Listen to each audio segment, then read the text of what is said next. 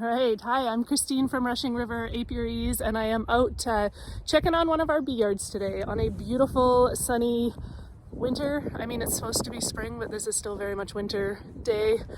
You can see all of our colorful nukes in the background.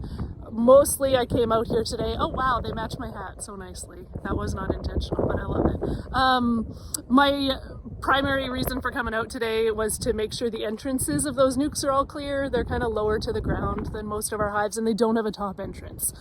So I went around and made sure to clear all of those out.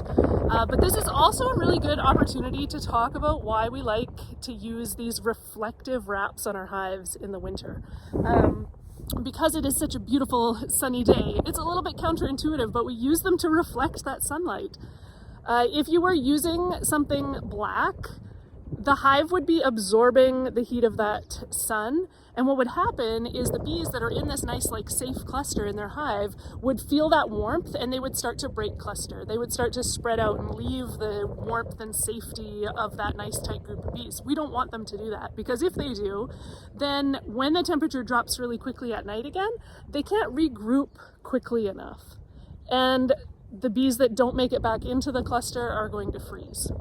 So even though it's a little counterintuitive, we actually want to reflect that winter sun away to give us a nice steady temperature in there. Even if it doesn't reach the highs that it could during the day with a bit of sun, we want it to be nice and steady in there 24 hours a day.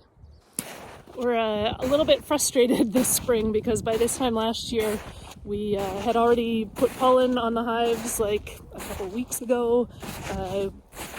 Everything is behind this spring, so we've been doing some skiing as a family and taking advantage, I guess, of the little bit of snow and winter that's left, but we're definitely getting pretty antsy to get into the bees here.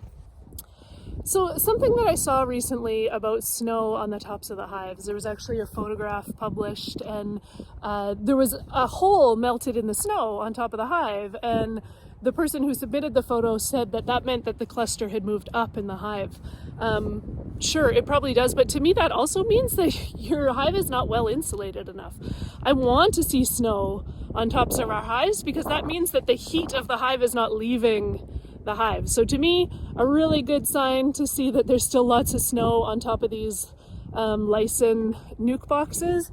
We've overwintered in a few of them before, but this year we got a whole lot more. And really happy to see how well they are performing without any extra insulation added to them. This time of year, you definitely need to be on the ball about your food situation in your hives.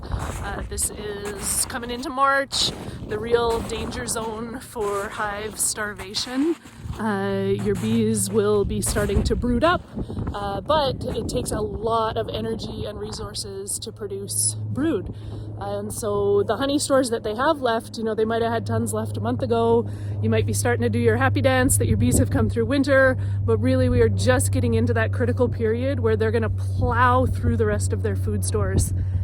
So we're keeping an eye on hive weights, lifting from the back, making sure they still feel good and heavy, and ready to supplemental feed if any start to feel a little bit too light.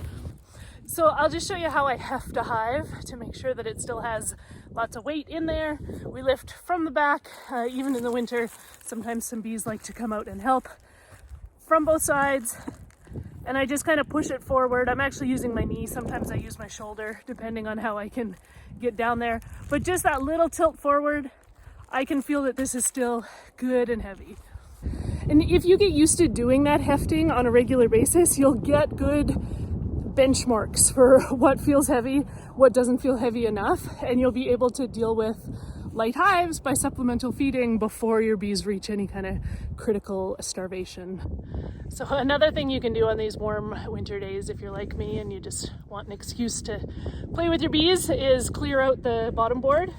So if you just pop out the entrance reducer, you can use the end of your hive tool and help clean out all the dead from in there. You can see that there are lots in this one, and every one that we clean out is one less that the bees have to clear out. Yuck. Now, in case you're wondering like how many dead is too many dead, I'm going to show you the little pile that just came out of this hive. But then I'm going to put the mic up to the hive entrance and you'll hear the good strong buzz in there. So they are still kicking. So there's the pile of dead that I just brought out. It looks like a lot, but that's a whole winter's accumulation. And then if we put the mic, whoops.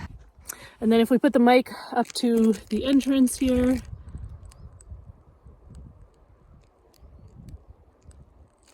you can hear a really good strong buzz inside. So that, given the weather we've been having lately, is about all I can do as far as beekeeping. Hopefully the next few weeks bring some sunshine, true warmth, and even some blooming trees would be nice. Thanks for watching.